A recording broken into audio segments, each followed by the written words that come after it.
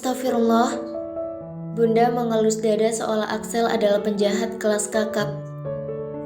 Bunda tidak setuju kalau Dira dekat Axel. Bunda takut Axel akan membawa Dira pada hal yang buruk.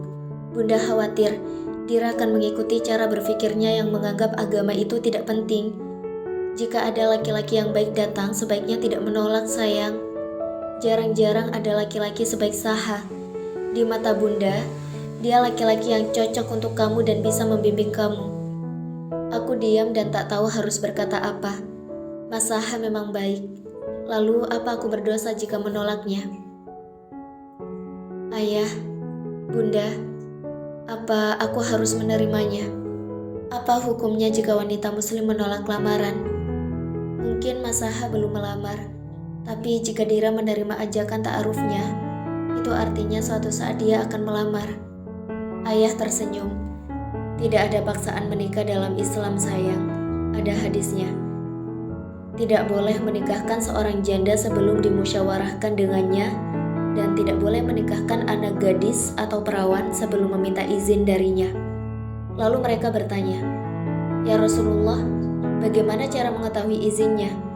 Beliau pun menjawab, dengan ia diam. Hadis riwayat Bukhari dan Muslim. Sudah sangat jelas bahwa untuk menikahkan anak gadis, kita harus meminta izin darinya. Tidak boleh dipaksa.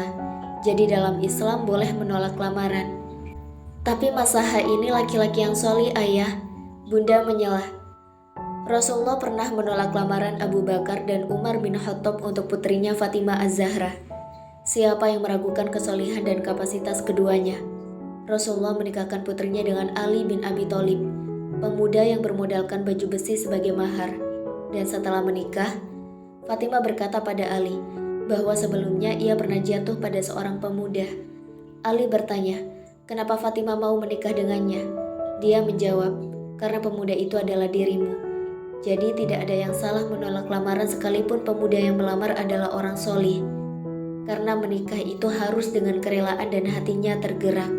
Tidak boleh dipaksakan. Wanita punya hak untuk menerima atau menolak lamaran. Lalu bagaimana dengan hadis yang mengatakan bahwa jika ada pemuda yang solih datang, maka nikahkanlah dia dengan wanita kalian. Jika tidak, akan terjadi fitnah gimana? Bunda mengernyitkan alis.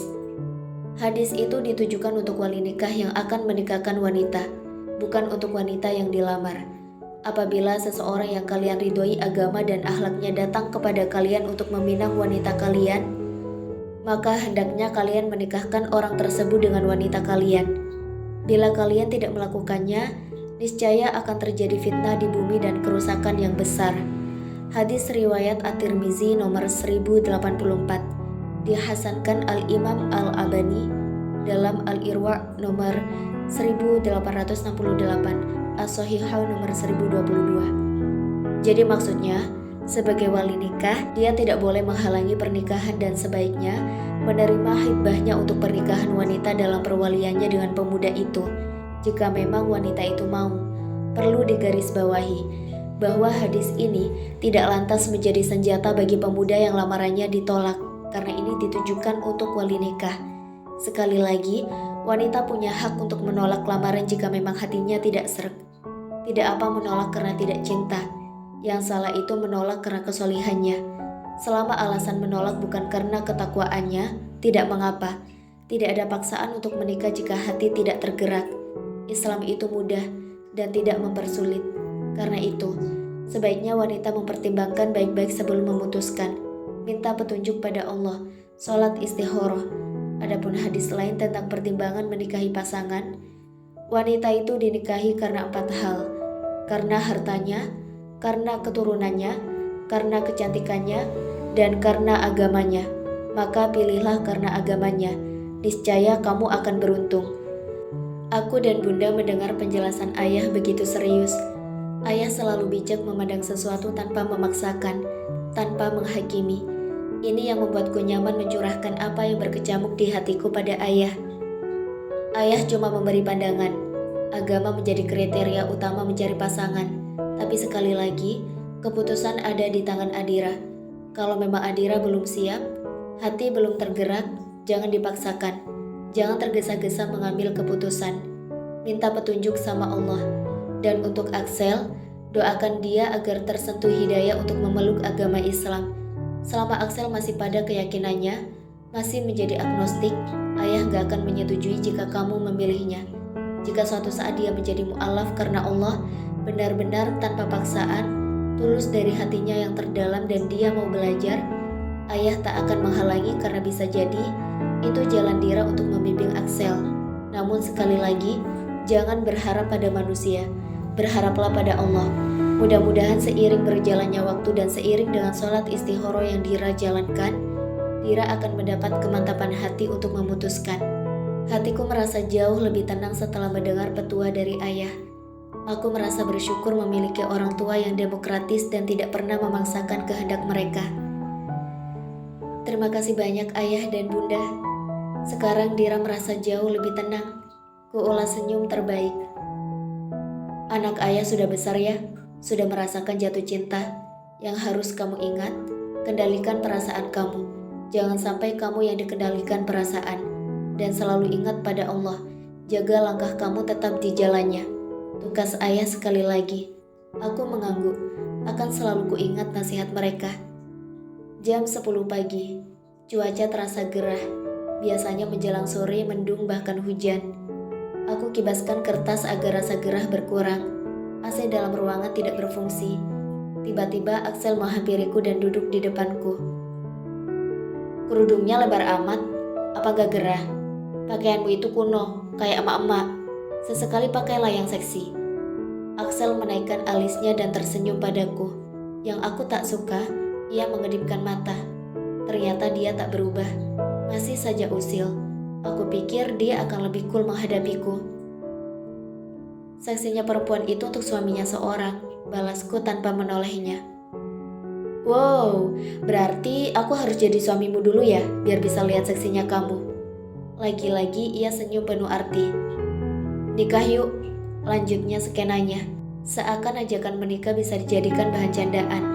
Aku terdiam. Ayolah, jawab. Aku mengajakmu menikah. Kutatap dia sepintas, lalu kualihkan tatapan ke arah lain. Jangan bercanda, sahutku. Aku serius. Dan aku masih membisu. Pria selengean sepertinya tak pernah serius menjalani hidupnya. Kuliah saja buat mainan. Begitu juga dengan hati perempuan. Apa dia serius? Kemarin aku dilema saat Mas Saha mengajakku bertaaruf. Sekarang Axel mengajakku menikah.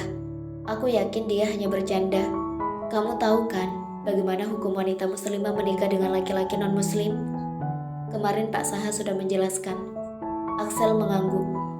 Ya, aku tahu. Beri aku waktu untuk mempelajari Islam.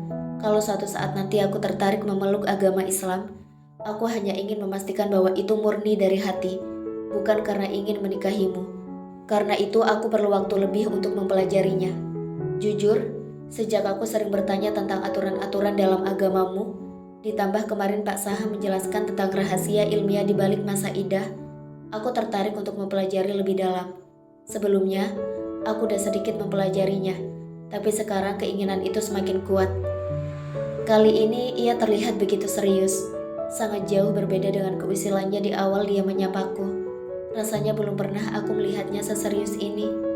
Belum sempat aku menanggapi, Charis masuk ke kelas kami dan memanggil namanya. Sel, kamu sekarang kerja malam ya? Di coffee shop? Tanya Charis. Axel melirikku sejenak. Iya, Cher. Kamu sekarang getol banget nyari duit, tapi aku senang sih liatnya. Charis menyunggingkan senyum. Iya dong, buat modal nikah. Axel beranjak dan keluar kelas. Ia sempat menolehku dan mengedipkan mata. Charis duduk di depanku. Kayaknya Axel itu nurut kalau kamu yang nasehatin, Dir. Aku minta tolong ingetin dia untuk istirahat ya. Jangan terforsir. Dia gak hanya kerja di perusahaan coffee shop, tapi juga menulis artikel sepak bola di website sepak bola dan membuka jasa pembuatan website. Yang aku dengar, orang tua Axel, yang artinya kakek nenekku bertengkar hebat dengan Axel. Saking marahnya, papanya gak mau lagi transfer uang. Bahkan papa mamaku juga kompak gak mau ngasih uang juga untuk Axel. Satu keluarga besar dilarang memberi bantuan untuk Axel. Makanya, aku kadang ngasih sebagian uang sakuku untuk Axel. Tapi dia menolak dan hanya menerima kalau lagi kepepet banget. Aku terkejut bukan kepalang, membayangkan Axel yang harus bekerja keras membiayai hidupnya di sini. Aku ikut merasa sesak. Apa yang terjadi pada Axel? Kenapa dia bertengkar hebat dengan orang tuanya? Charis menghembuskan nafas dan menatapku pias. Waktu Axel pulang ke rumah, orang tuanya memergoki ada Al-Quran dan terjemahannya di tasnya. Axel jujur kalau saat ini dia sedang mempelajari Islam. Orang tua Axel sangat membenci Islam karena bagi mereka Islam itu agama teroris. Kata mereka, silakan Axel memeluk agama manapun, asal jangan Islam. Mereka meminta Axel membuang Al-Quran itu, sedang Axel bersikeras mempertahankannya. Resikonya, mereka marah dan menghukum Axel dengan tidak lagi mentransfer uang ke rekening Axel. Dek, hatiku seketika retak mendengar perjuangan Axel untuk mempelajari Islam. Di balik ketengilan dan keusilannya, dia mengemban masalah yang begitu berat. Aku bersyukur dia sudah terbuka untuk mempelajari Islam. Tapi di satu sisi, aku begitu bersedih. Mungkin lebih dari sedih mendengar kesulitan yang tengah menderanya. Ya Allah, lindungi dia.